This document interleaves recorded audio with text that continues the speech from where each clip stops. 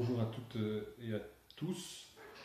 Bienvenue dans ce podcast, cette vidéo. Dans le cadre de cette vidéo, ce que je vais essayer de faire, c'est de reprendre les différentes choses que nous avions déjà vues ensemble. Nous avions parlé de Schelling pendant 2 séances en février. Et je vais essayer de vous donner une espèce de vue d'ensemble relativement synthétique, mais en prenant quand même le temps d'expliquer les points principaux, on va dire, mais afin que vous ayez une structure et une vue d'ensemble de ce que j'avais essayé de voir avec vous. Alors, nous étions... en fait, on s'était posé la question du populisme. Je ne sais pas si vous vous souvenez, nous avions commencé à rentrer dans la question à partir de Laclos, Ernesto Laclos, qui a écrit un chouette texte qui s'appelle « La raison populiste ». On en avait lu quelques extraits tous ensemble, et c'était ça qui nous avait servi de point de départ, parce que, premièrement, c'était un premier point notable, c'est que Laclos ne posait pas la question du populisme de manière essentialiste ici au sens large, à savoir qu'il ne cherchait pas à comprendre ce qu'était exactement le populisme. Alors il expliquait les raisons au début de son livre, précisément parce que, en fait, populisme, c'est une expression qui est effectivement tout à fait vague et tout à fait indéterminée. Dans le champ médiatique et politique, on utilise principalement des fins de discrimination, mais du coup c'est un peu une insulte qui se lance relativement facilement, et personne n'est parvenu, dit Laclos, effectivement, à donner une définition relativement exacte. Du coup, lui, ce qu'il va plutôt faire, plutôt que de chercher à dénouer les différents sens qui ont été donnés, par exemple, faire une espèce d'approche historique, et puis voir dans quelle mesure les mouvements qui ont effectivement été taxés d'être des mouvements populistes, correspondent bien aux dites définitions. Bon. Lui, ce qu'il va plutôt essayer de faire, c'est de mettre en place une approche dynamique, ou une approche ontogénétique du populisme, et dès lors du peuple.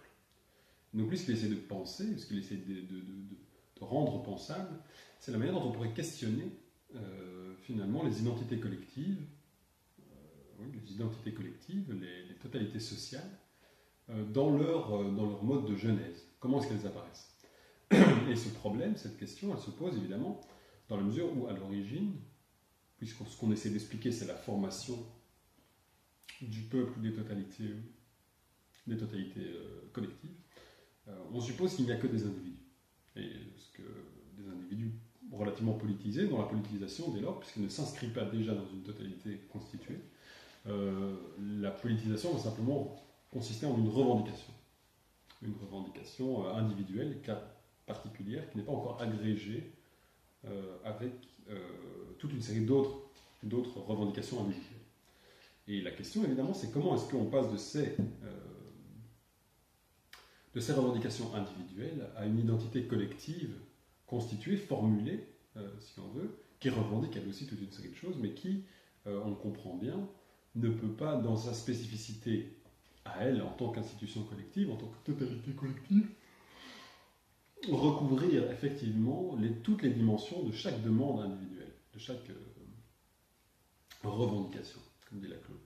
Dès lors, il y a un rapport à la fois d'affirmation. Certaines revendications vont être affirmées dans certains de leurs traits constitutifs, et en même temps de négation. Certaines zones ne vont pas l'être. Et toute la question que Laclos se pose, c'est de comprendre c'est quoi le rapport entre ces choses.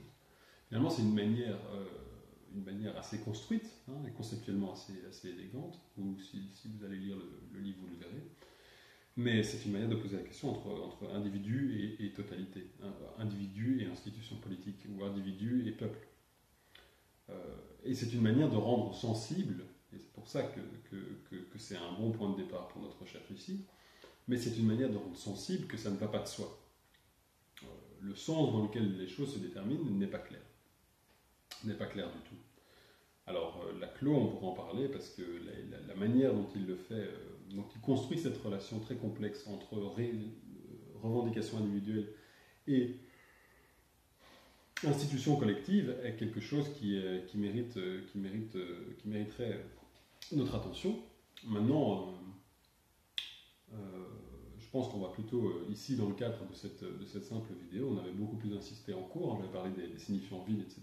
Je reviendrai peut-être dessus en conclusion, parce qu'on verra ce que Schelling a à dire par rapport à ça. Mais ici, je vous propose plutôt de tourner directement vers Schelling, afin qu'on puisse de nouveau voir simplement la structure et les principaux éléments qui me semblent importants dans le cadre de cette question. Alors, avant toute chose, petite précaution, simplement, bon, Schelling n'a jamais parlé, ou a très peu parlé, il ne faut pas dire jamais parce qu'il en a quand même parlé, mais il a parlé très très peu finalement de la question de l'État, de la question du droit naturel, etc. La question de la Constitution, la question du cosmopolitisme, etc. Et ça signifie que pour parvenir à poser cette question qu'on essaie de poser nous, à savoir la question de comment est-ce qu'on doit penser la genèse des institutions collectives ou des totalités collectives ou des collectivités dans leur identité, pour parvenir à poser cette question à partir de Schelling, il y a tout un travail qui doit être fait, qui n'est pas seulement un travail de lecture et de trouver les passages clés qui parleraient directement de ces questions, parce que ces passages clés qui parleraient directement de cette question n'existent pas. Mais du coup, il s'agit de trouver des passages qui peuvent nous permettre, dans un deuxième temps, après une interprétation, d'être appliqués à ces problèmes. Et cette application, ainsi que cette interprétation, ben, simplement, moi je vous la propose, mais elle est sujette évidemment à débat, potentiellement en tout cas. Donc je vous invite, si les choses vous intéressent, à aller voir les textes, mais c'est une difficulté, évidemment, parce que les textes, d'abord sont complexes, mais en plus ne parlent pas directement de ça, ou en tout cas ne se déploient pas directement dans le même espace philosophique que celui qu'on essaye ici de parcourir, évidemment. Maintenant, il y a évidemment des choses à dire, notamment relativement aux idées de Laclos, par exemple. Mais c'est une chose qu'on verra plus tard. Bon. Le premier point sur lequel on s'était attardé, concernant la philosophie schellingienne, je ne sais pas si vous vous souvenez, mais c'était un bon texte finalement pour rentrer dans l'idéalisme allemand, c'est le älteste Systemprogramm, le plus ancien programme systématique de l'idéalisme allemand, un texte qui date probablement de 1797, je pense, peut-être avant. Bref, dans les années 1790, et qui a été attribué tantôt à Hegel, tantôt à Schelling. Ici, je vais essayer de parler de l'auteur. L'auteur est ni l'un ni l'autre, puisqu'on ne sait pas. Alors, il y a deux choses qui sont intéressantes concernant ce texte, pour nous.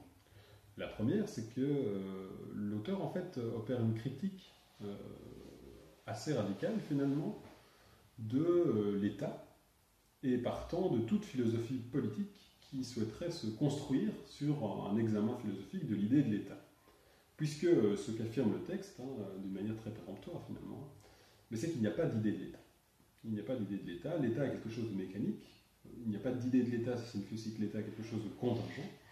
Et finalement, la vérité de l'État, ça va être finalement sa violence. C'est-à-dire que c'est quelque chose de coercitif par essence, qui, lorsque tout va bien, c'est une coercition, une violence qui se cache, qui se masque. Mais en fait, il suffit de vouloir franchir la barrière invisible, sortir de ce que l'État aimerait bien nous voir faire pour que la violence, la vérité de l'État se manifeste. Bon, ça c'est une chose que Schelling, plus tard, écrira bien de fois. Dans les conférences de Stuttgart notamment, il fait une grande critique de l'État, où il dit exactement ça. Il dit, d'abord c'est une réalité contingente, c'est une réalité qui procède de la chute. Il n'y a pas d'idée au sens véritable de l'État, parce que précisément c'est quelque chose qui appartient plutôt, c'est plutôt un phénomène du Grund, en fait, dira Schelling, c'est-à-dire un phénomène de la finitude, enraciné plutôt dans le chaos. Enfin, le Grund, c'est le principe opposé à Dieu, vous voyez un peu où est-ce qu'il veut en venir. Et, dit-il, c'est la violence, la vérité de l'État. Du coup, pas de philosophie politique idéaliste, entre guillemets, c'est-à-dire centrée sur une certaine idée de ce que devrait être un ordre entre les hommes. Bien.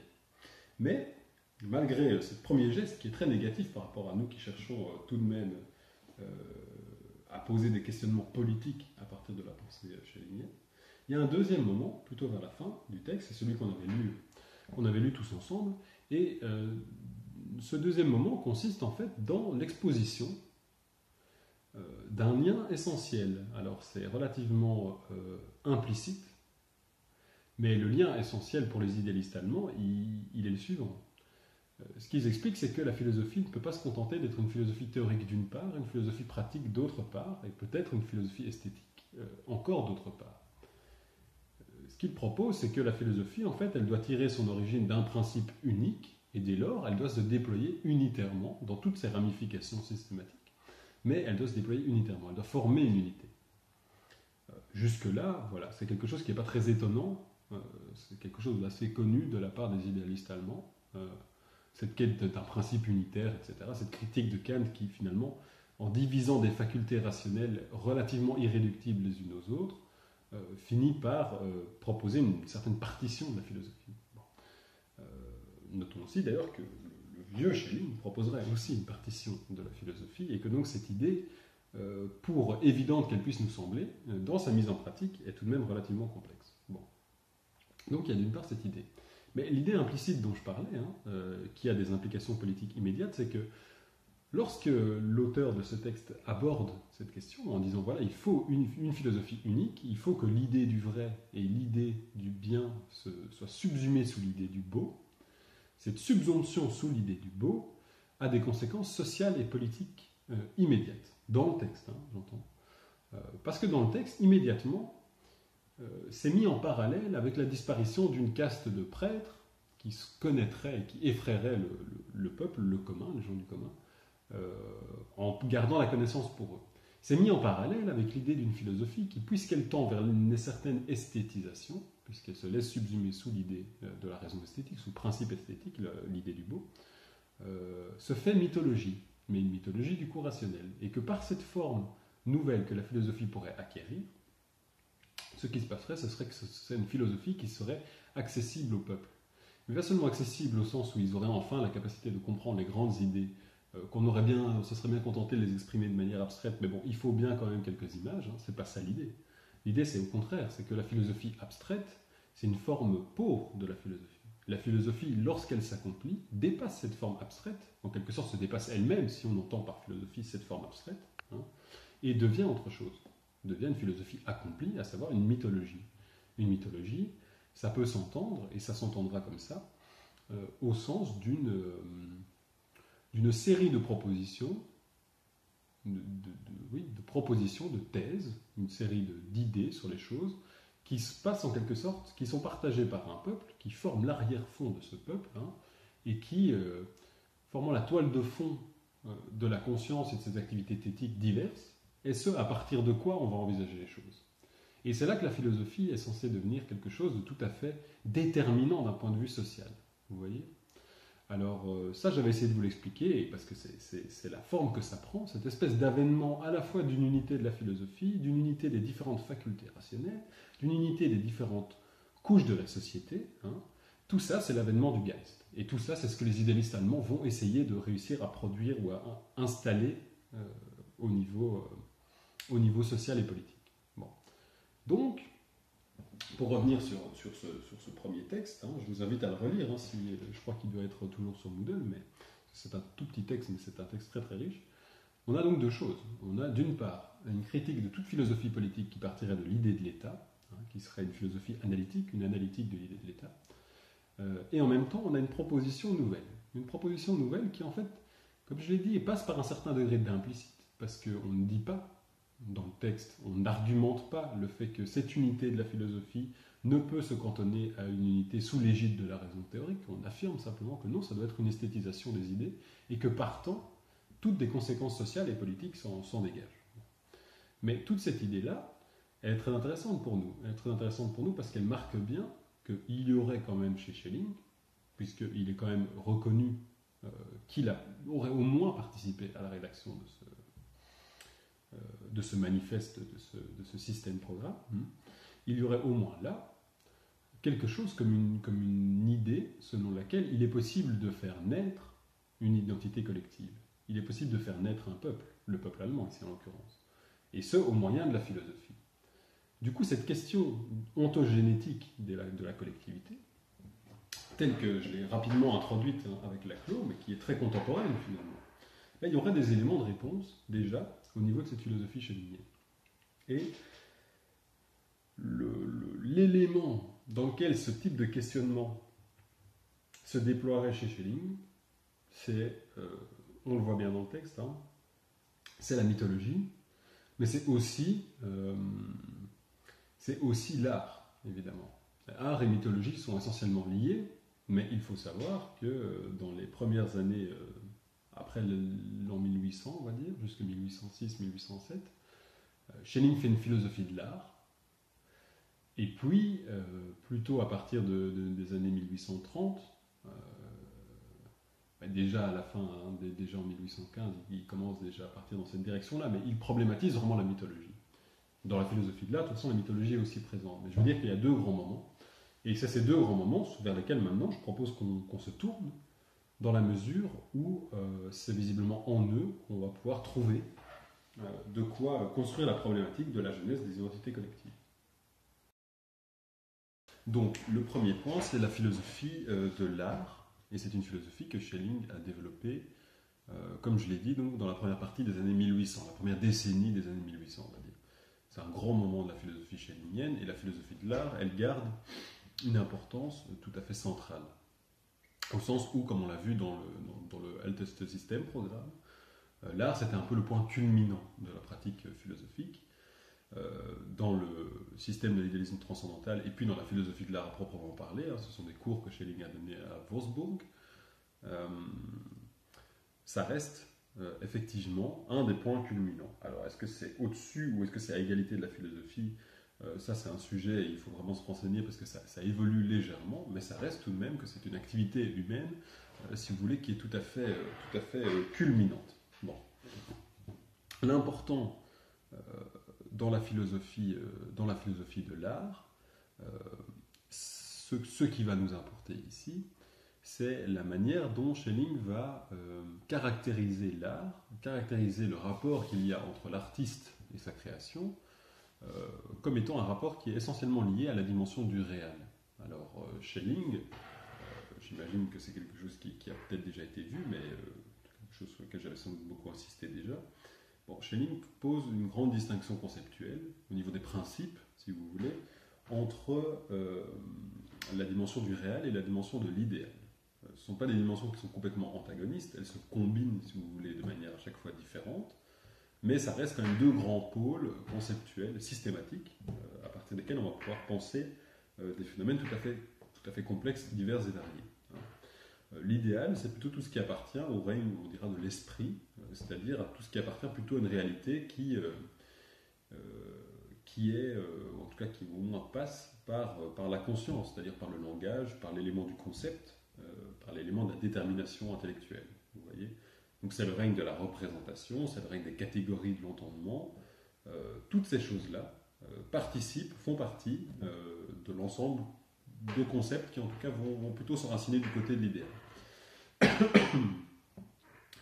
Le réel, quant à lui, c'est plutôt ce qui a trait à une certaine réalité, et cette idée d'une certaine réalité opposée à l'idéal, opposée donc au règne de la conscience, etc., va être de plus en plus radicalisée chez Schelling, mais elle prend son origine dans la question de la philosophie de la nature, en fait. C'est la philosophie de la nature dans laquelle, pour la première fois, Schelling va vraiment essayer d'interroger le réel pour ce qu'il est, et en fait, il en fait une dimension, et vous verrez que ça a son importance pour l'art, mais il fait de la nature une dimension originaire par rapport précisément à l'esprit. La grande critique que Schelling va poser à Fichte, c'est que Fichte part du moi, pour Schelling. Fichte part du moi et ne pose pas la question d'une réalité antécédente qui précéderait le déploiement dynamique de l'ipséité, de la conscience, de l'espace dans lequel toutes les propositions logiques et philosophiques vont pouvoir être formulées, puisque ça suppose précisément le déploiement de l'idéal, le déploiement de l'intentionnalité, on pourrait dire aujourd'hui. Pour Schelling, il faut prendre toute cette réalité-là et en fait en faire un moment d'un processus qui du coup dépasse cette réalité-là, excède cette réalité-là. Et ça va être évidemment la nature. La nature, c'est précisément le cheminement dans le réel, sous l'égide ou sous la puissance du réel. Schelling parle de Potenz, Ici, ça doit se comprendre comme un exposant. Sous l'exposant du réel, toute la réalité est là, mais elle est exposée, donc elle est dominée, si vous voulez, par le pôle réel de l'existence. Et donc tout ça se déroule inconsciemment. C'est un ensemble de forces qui se déploie dynamiquement inconsciemment jusqu'au déploiement de la conscience. Alors cet ensemble de forces, tout ce qui s'est passé à ce moment-là, toute cette histoire-là, c'est l'histoire de la nature, c'est l'objet de la nature philosophique. Et tout l'art pour Schelling va être de parvenir à questionner cette histoire-là, cette histoire de la nature qui précède la conscience, mais tout en occupant une place, évidemment, tout en occupant un espace philosophique qui est celui de la pensée, et donc de l'intentionnalité, et donc du moi. Donc il s'agit, si vous voulez, de questionner, et c'est pour ça que la nature philosophie, c'est vraiment un champ passionnant de la philosophie de Schelling. Il s'agit conceptuellement, en tout cas, de parvenir à questionner une réalité radicalement antécédente, si vous voulez. Radicalement antécédente parce que elle va se donner comme n'étant plus contemplable. La réalité vive de la nature, c'est précisément sa réalité en tant qu'elle est là, indépendamment de la pensée.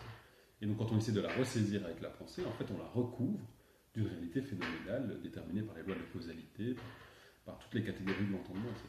Bon, ceci n'est pas l'objet principal ici, donc je m'arrête là sur la nature philosophie, mais ça a son importance, précisément parce que l'art va être rapproché par Schelling de la nature. Alors, il fait surtout ce rapprochement dans le dernier texte qu'on a qui traite explicitement de la philosophie de l'art, le texte sur le rapport des arts plastiques à la nature. Et c'est de ce texte ici dont je m'inspire majoritairement, même si plein d'éléments conceptuels dont je vais traiter ici sont présents dans la philosophie de l'art à proprement parler, dans le système de l'idéalisme transcendantal également.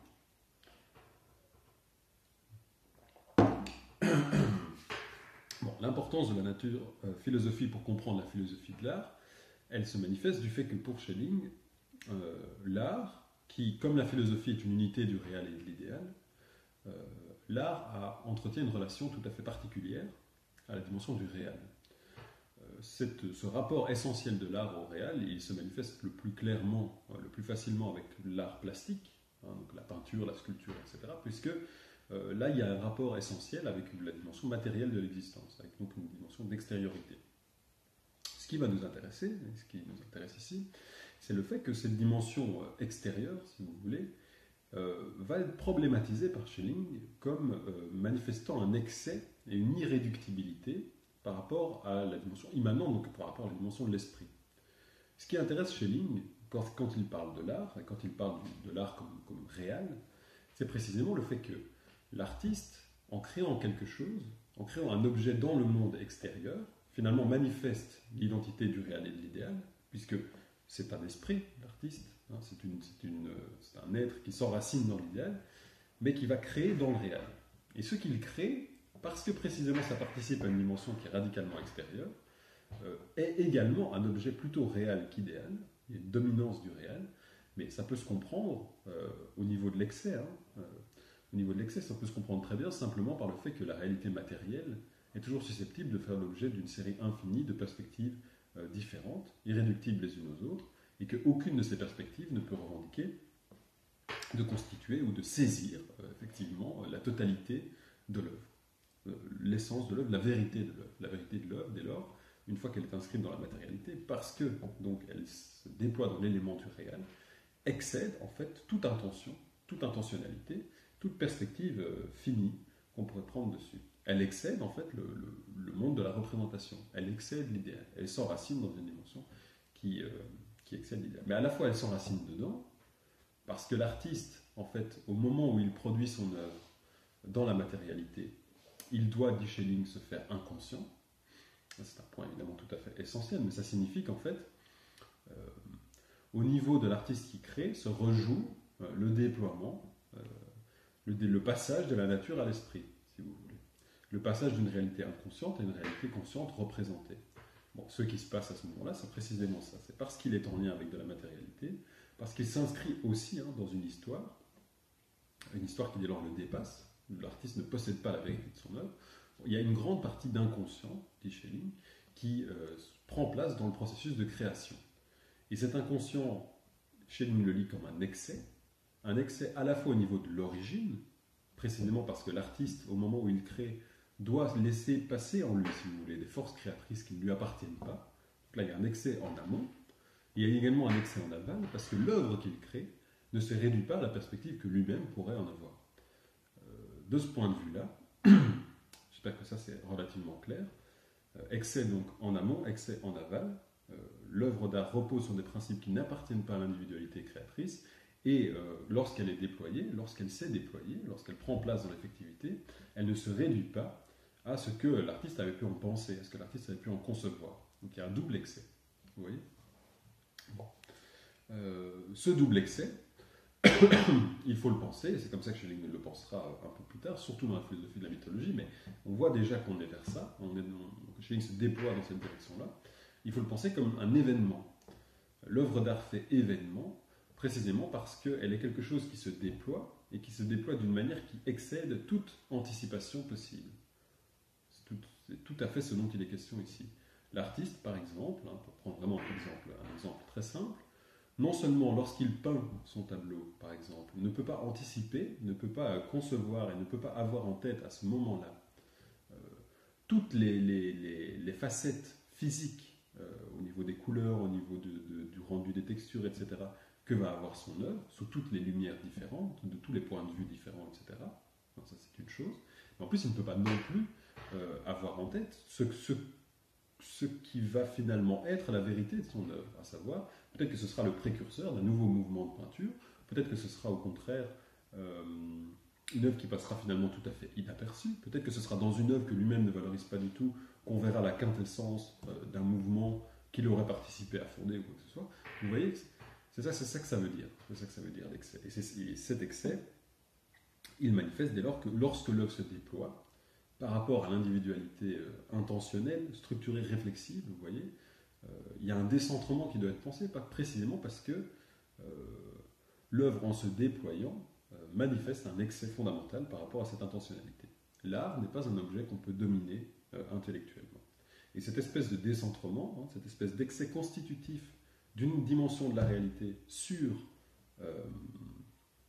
ce que peut être la pensée, la conception, etc., c'est ça qui va être particulièrement intéressant pour penser le déploiement des identités collectives. Bon.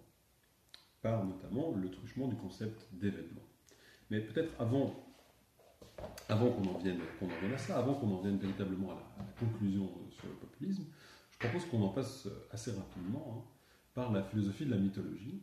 Parce que la philosophie de la mythologie va être pour nous particulièrement intéressante, puisque Schelling va y poser de manière tout à fait explicite la question de l'origine des peuples.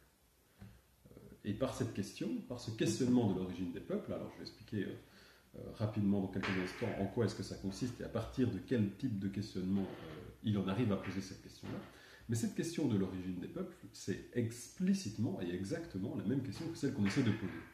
Et vous allez voir que le détour par la philosophie de l'art n'a pas été vain, à mon avis, parce que c'est précisément le même type de décentrement, le même type de pensée événementielle, le même type de rapport qui existe finalement entre l'artiste, les forces créatrices qui passent en lui, et la réalité qui va parvenir lui à instituer, mais qui ne se réduit pas à ce qu'il aurait pu penser, anticiper, vouloir, désirer.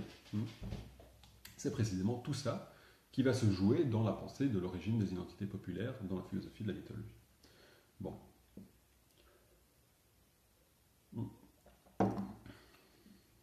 Dans la philosophie de la mythologie, et surtout dans l'introduction à la philosophie de la mythologie, l'introduction historico-critique, comme on l'appelle, c'est une série de leçons en fait, que Schelling donnait et qu'il concevait, qu'il avait conçu comme étant une introduction possible à l'ensemble des leçons sur la philosophie de la mythologie, qui, elles, sont beaucoup plus ancrées dans la matérialité, l'interprétation des textes, etc.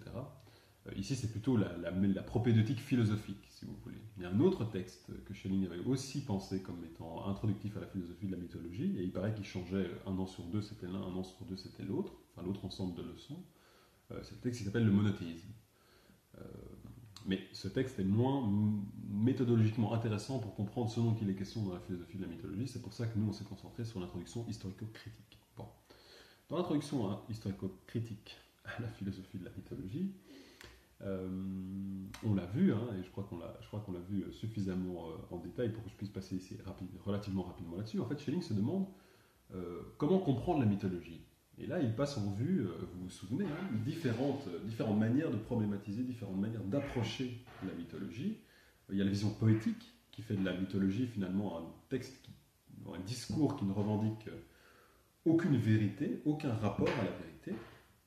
On a la vision allégorique qui dit qu'en fait il y a bien de la vérité dans la mythologie, mais elle n'est pas contenue comme telle, il faut aller voir derrière.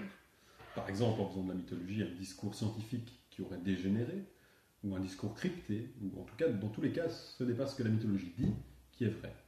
Il y a du vrai, mais caché, pas allégorique, il faut aller voir au-delà. Et puis il y a la vision totégorique, qui sera la vision que développe Schelling, et ça aussi je l'ai relativement insisté, qui consiste en fait à prendre la mythologie au sens propre, à dire qu'il y a de la vérité et que la mythologie dit ce qui est. Pour les peuples qui sont sous l'égide ou qui sont déterminés par cette mythologie, le discours mythologique n'est pas un discours qui dit autre chose que ce qu'il dit. Le discours mythologique a une prétention immédiate à la vérité, sous la forme exacte qui est la sienne. Voilà. Mais ce qui nous intéressait, nous, c'était la manière dont, en fait, tout ce questionnement-là tournait autour de la question comment comprendre la naissance de la mythologie. Et cette question de comment comprendre la naissance de la mythologie, dans la vision politique, dans la vision allégorique, etc., dans les critiques en tout cas de cette vision-là, elle se décline, elle prend place dans un premier temps comme une critique de la possibilité selon laquelle la mythologie aurait pu être inventée. Vous vous souvenez, non ? Alors d'abord, pour Schelling, il est clair que la mythologie n'a pas pu être inventée par des individus, fût-il une grande série d'individus qui œuvreraient pendant un temps relativement long. Alors Schelling a plein d'éléments pour expliquer ça. Un élément qui me semble particulièrement clair, mais il dit c'est en fait ce qui nous semble être la terrible réalité de la mythologie pour les peuples qui se déploient sous son joug. On pourrait presque dire ça si on anticipe un petit peu sur le contenu dogmatique, on va dire, de la philosophie de la mythologie chez Schelling. Il dit, ben voilà, en fait, les Grecs, les Romains, toutes les peuplades, les Égyptiens, etc., toutes les peuplades qui ont eu des mythologies très fortes, étaient des gens très cultivés, dit Schelling. Et il n'est pas concevable qu'ils puissent poser des actes tels que des sacrifices, allant parfois jusqu'à sacrifier des enfants dans les moments les plus extrêmes. Il dit ce n'est pas concevable que des gens puissent en arriver à de telles extrémités s'ils pouvaient considérer la mythologie comme étant une invention de la part de quelques individus. Le travail d'invention, si vous voulez, pour acquérir une telle réalité, aurait dû être poursuivi pendant des milliers et des milliers d'années. Et il aurait fallu des moyens complètement démesurés, si vous voulez. Même pour Schelling, c'est impossible. C'est impossible qu'une invention humaine, par quelque moyen que ce soit, puisse acquérir une telle force sur les consciences pour qu'ils en viennent à adopter des comportements qui sont complètement amoraux. Du point de vue schellingien, c'est tout à fait ça. Donc il dit, voilà, c'était des gens comme nous finalement, et ils y ont cru d'une manière tout à fait forte, et donc c'est pas concevable que ce puisse être simplement une caste de prêtres, par exemple, qui sont simplement venus et qui aient dit, voilà, nous on a découvert la vérité, nanani. C'est pas ça. Alors, la deuxième possibilité pour Schelling, c'est est-ce que la mythologie aurait pu être inventée par des peuples ? Et c'est là que ça devient intéressant pour nous, puisque Schelling va en fait retourner la question. Il va dire, en fait, est-ce que c'est concevable qu'un peuple puisse exister sans mythologie ? Et la réponse de Schelling, pour Schelling, il est clair que non. Il est clair qu'un peuple ne peut pas exister sans mythologie, c'est-à-dire sans un ensemble de propositions, un ensemble de croyances, si vous voulez, de thèses, d'hypothèses en tout cas, un ensemble structurel qui lui permette de se prendre position par rapport à la réalité. De ce point de vue-là, si on prend une définition aussi vague que ça de mythologie, on peut se demander dans quelle mesure est-ce qu'aujourd'hui on est libre de la mythologie ou pas. À mon avis, on ne l'est pas. Mais la mythologie passe toujours inaperçue. Bon, après, c'est pas la question ici, mais ce que Schelling explique, c'est que pour toute collectivité humaine, il faut un ensemble de thèses, de croyances, un ensemble de propositions implicites, le plus souvent, qui sont à l'arrière-fond de la conscience, si vous voulez, sur la toile de fond de la conscience, et qui permettent toutes les propositions, tous les comportements éthiques, etc., par rapport au monde. Il faut donc ça pour qu'il y ait un peuple. Et il n'est pas concevable qu'un peuple puisse, de lui-même, se créer, si vous voulez, cet ensemble de croyances, cet ensemble de propositions. Exactement de la même manière qu'il n'est pas concevable qu'une collectivité humaine donnée puisse donner naissance à sa langue. C'est plutôt l'inverse. La langue est toujours déjà prédonnée. Ne serait-elle d'ailleurs tout à fait simple et tout à fait élémentaire, hein, mais il ne peut pas y avoir de collectivité humaine en tant que telle, posée comme telle, sans qu'il y ait une langue commune, sans qu'il y ait une mythologie commune. C'est d'ailleurs, pour Schelling, et c'est là qu'on a tous les décentrements auxquels la philosophie de l'art nous préparait finalement. C'est qu'on ne peut pas concevoir un peuple sans sa mythologie, et c'est la mythologie qui pose le peuple, et c'est la mythologie qui pose l'histoire du peuple. C'est dans la mythologie, à partir de la mythologie, que le peuple va pouvoir se déployer dans son individualité et dans son histoire. Okay.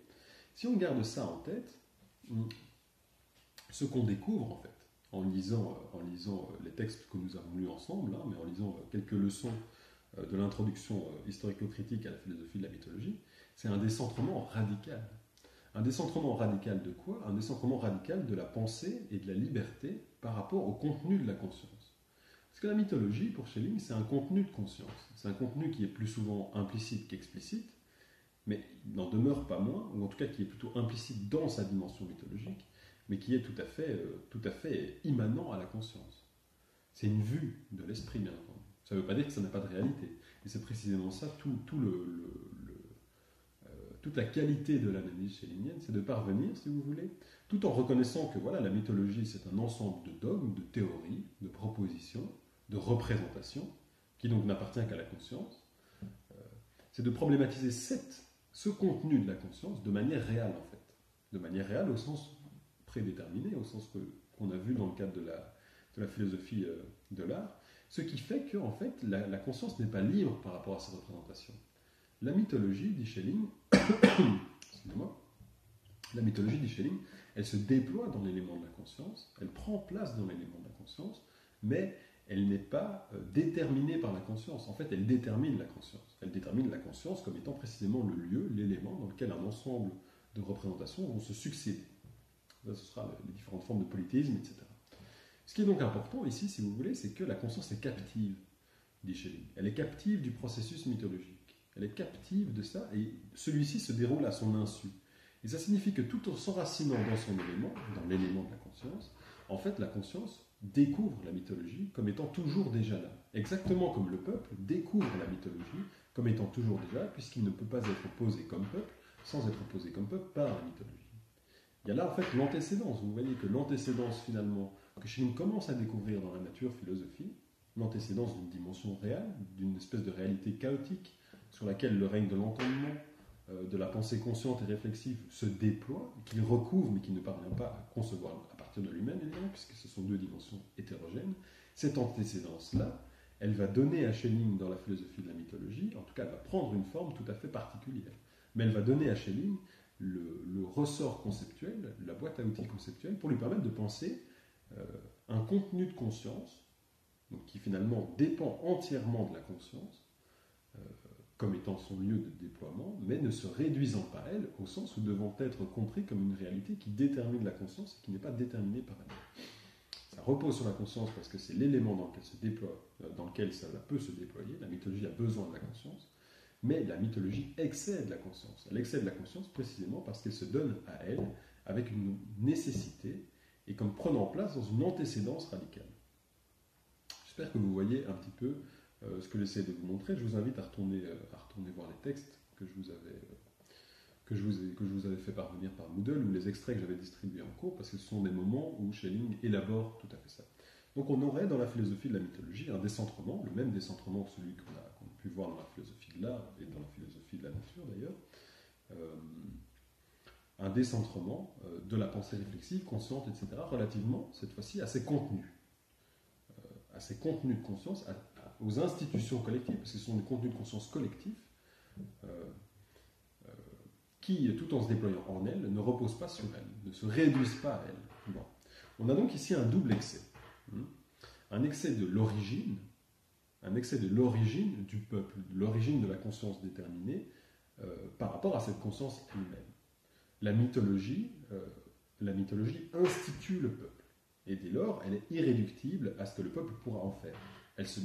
Ce qui manifeste le fait ce qui rend possible le fait qu'elle s'impose à lui de manière complètement nécessaire, si vous voulez. Le peuple est désarmé face à sa mythologie, parce que c'est ce qu'il est. Il se découvre comme étant cela. Bon. Et ensuite, s'il y a donc un excès de l'origine de la mythologie, puisque ce n'est pas le peuple lui-même qui peut rendre possible la mythologie, mais que c'est l'inverse, c'est au contraire la mythologie qui a rendu possible, on a aussi un excès de l'instituer, au sens précisément où ce qui s'institue dans le peuple, précisément parce que cela ne dépend pas que du peuple dans son origine, excède le peuple, détermine le peuple, lui donne son histoire, si vous voulez. Donc un excès de l'origine et un excès de l'instituer.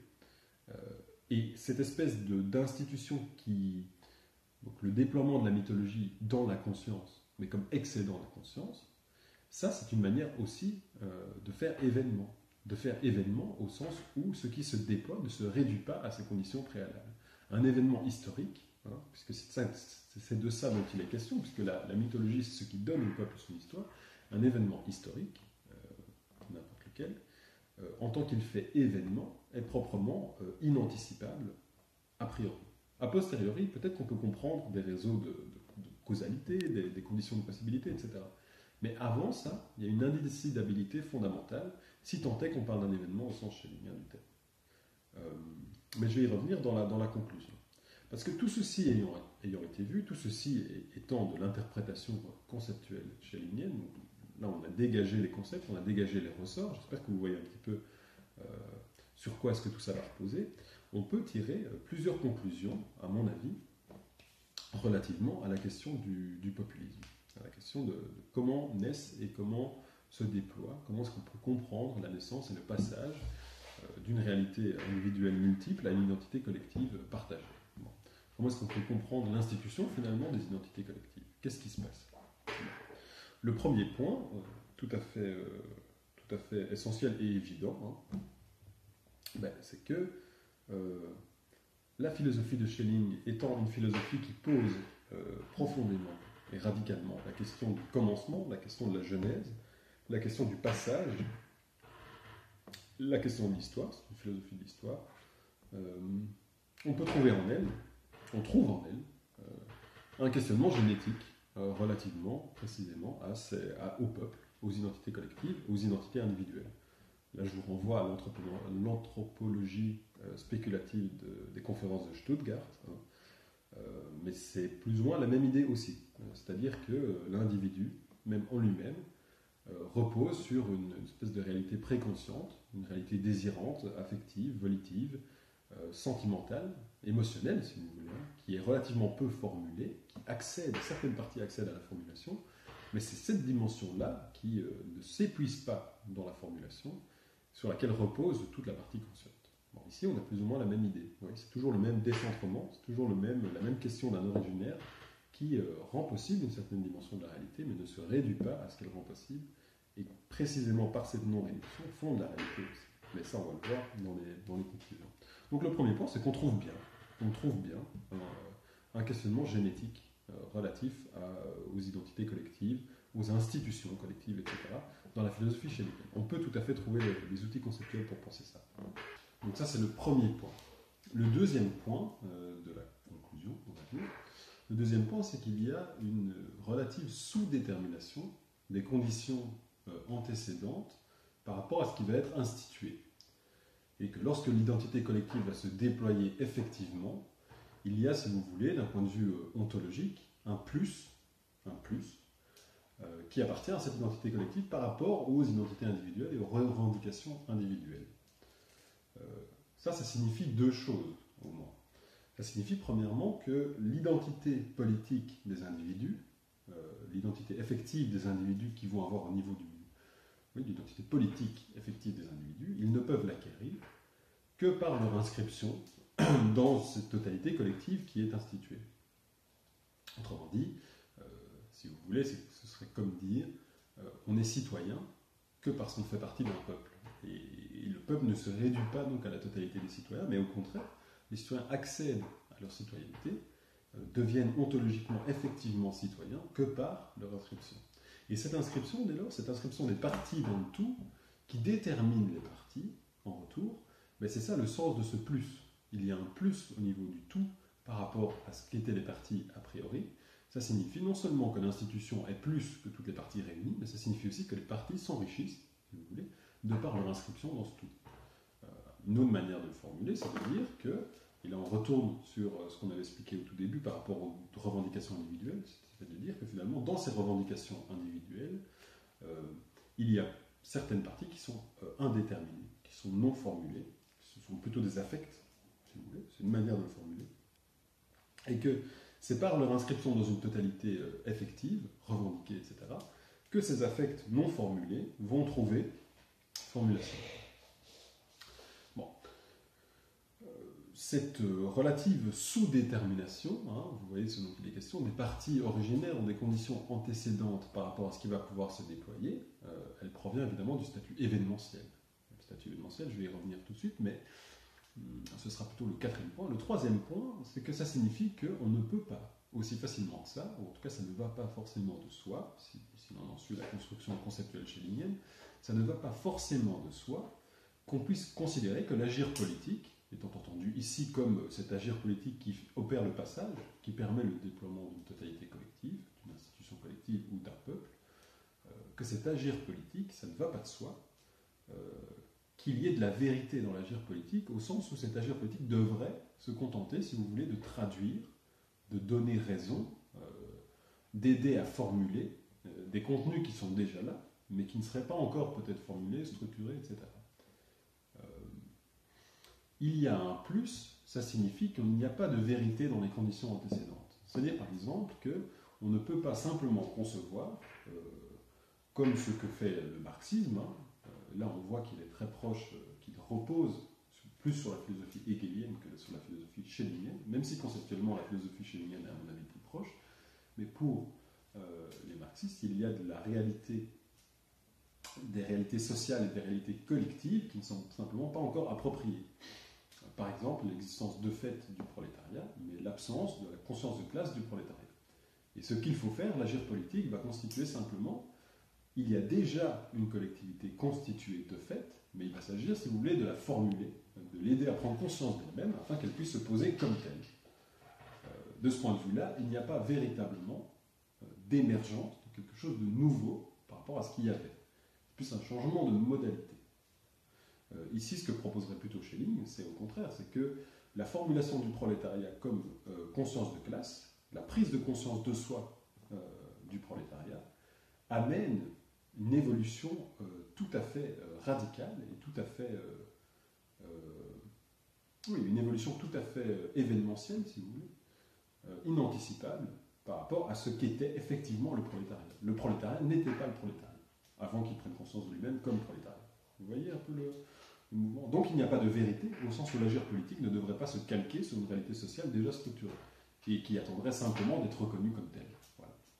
La reconnaissance de la réalité sociale, en fait, c'est un effet du déploiement de quelque chose de radicalement nouveau. Et cette réalité sociale ne préexistait pas comme telle. Ça, c'est une chose sur laquelle j'avais aussi relativement insisté dans le cadre du cours, mais cette espèce d'événementialité radicale chez Schelling, elle se pense en grande partie aussi au niveau de l'histoire. Et c'est ce que j'avais expliqué avec la Révolution française, ce que j'avais pris l'exemple aussi de la situation contemporaine.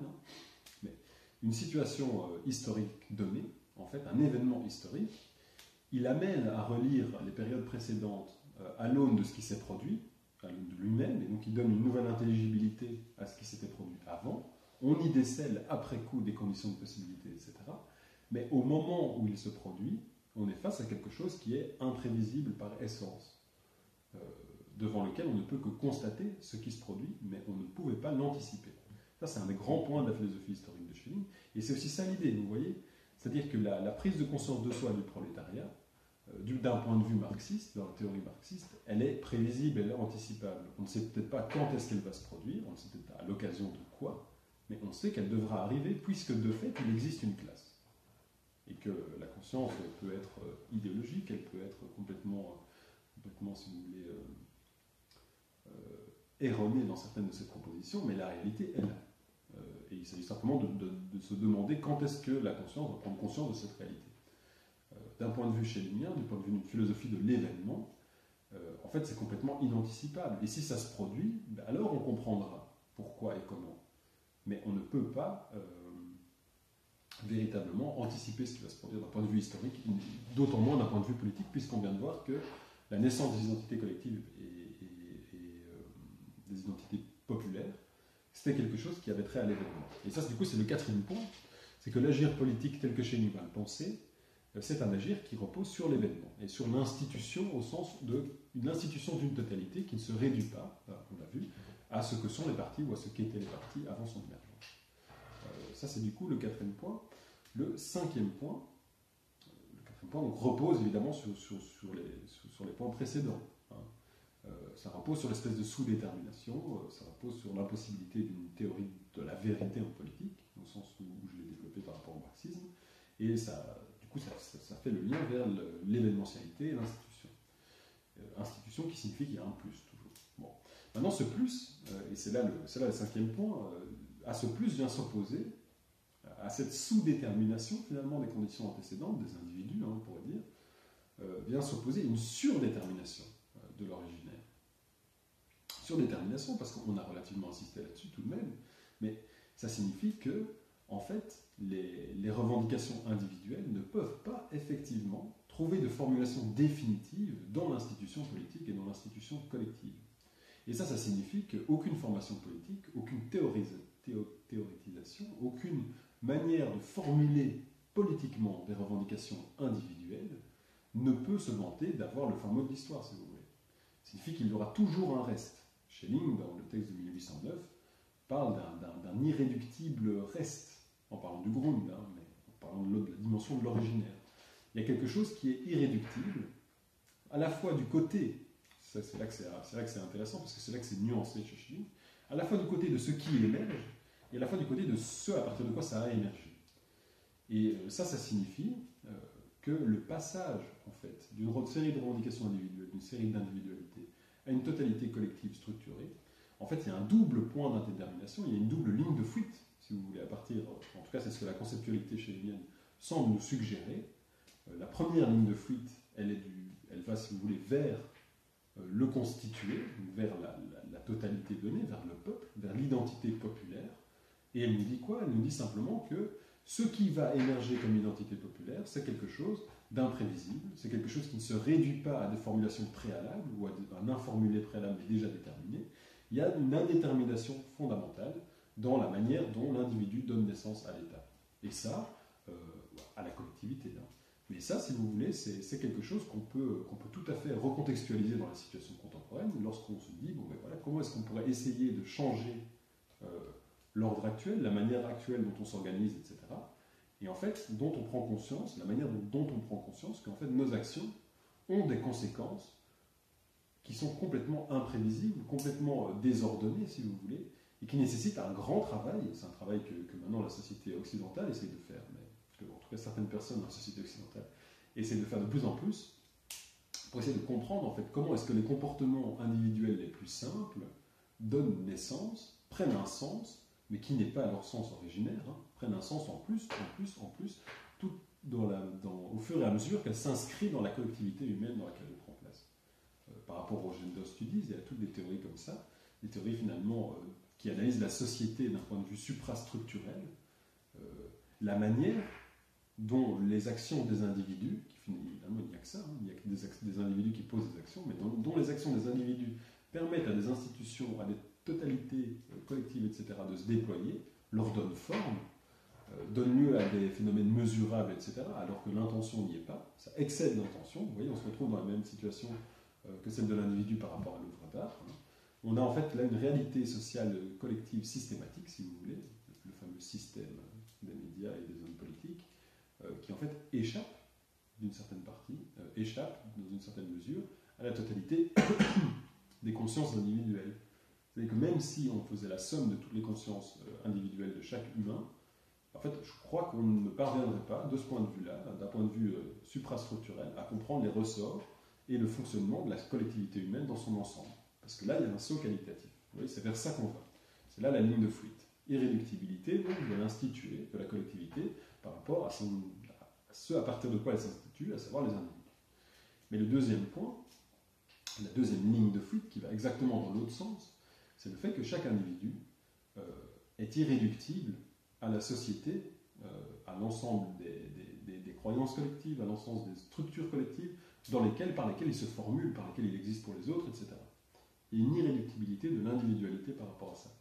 Et ça signifie que même si il y a un plus, si vous voulez, un plus des institutions collectives par rapport aux ensembles d'individus qui les composent, il y a également un plus dans la réalité des individus par rapport à la totalité des structures sociales, etc. La vision donc suprastructurelle de la sociologie contemporaine, ou des analyses politiques ou quoi que ce soit, en fait est tout à fait juste, mais elle ne parviendrait pas, à partir d'elle, on ne parviendrait pas à expliquer les consciences individuelles et les comportements individuels dans leur spécificité. Il y a une irréductibilité de ce point de vue-là aussi. Ce qui signifie de nouveau qu'il n'y aura jamais de structure sociale, de structure politique ou d'identité collective qui pourrait se fermer sur elle-même, si vous voulez, et mettre fin à l'histoire, qui pourrait formuler, en fait, dans la totalité des besoins d'une conscience, la totalité des revendications, la totalité des individualités. Ça, c'est impossible. Et donc, ce double ligne de fuite, à mon avis, c'est ce qu'on peut essayer de dégager à partir de la conceptualité schellingienne, et c'est ce qui nous permet de penser que les rapports entre individus et collectivités, lorsqu'on pose la question de la genèse des collectivités à partir des individus, en quelque sorte, en fait, est beaucoup plus circulaire, que linéaire. C'est beaucoup plus complexe, en fait, que simplement, soit de penser qu'il y a l'émergence d'une collectivité qui déterminerait les individus, soit de penser simplement que ce sont les individus qui sont dans une relation relativement libre par rapport, libre du point de vue de la conscience, que donc ils seraient capables de comprendre que quelqu'un serait aux commandes, en quelque sorte, qui serait capable de comprendre ce qu'ils vont instituer, de l'instituer librement, et puis de le désinstituer si jamais ça ne va pas. Voilà. Écoutez, si vous avez la moindre question, n'hésitez pas à me contacter. Je crois que vous avez mon adresse mail. Elle doit être sur Moodle, en tous les cas, elle doit être trouvable. Je vous invite, s'il y a des choses qui sont peut-être un peu plus obscures, à vous rapporter aux textes que je vous avais distribués ou aux textes qui sont sur Moodle. Je vais me renseigner pour savoir quels sont les textes et peut-être en rajouter certaines parties pour que vous puissiez avoir peut-être une vue un peu plus d'ensemble. Dans tous les cas, n'hésitez pas à me contacter si vous avez des questions. Et merci beaucoup pour votre attention.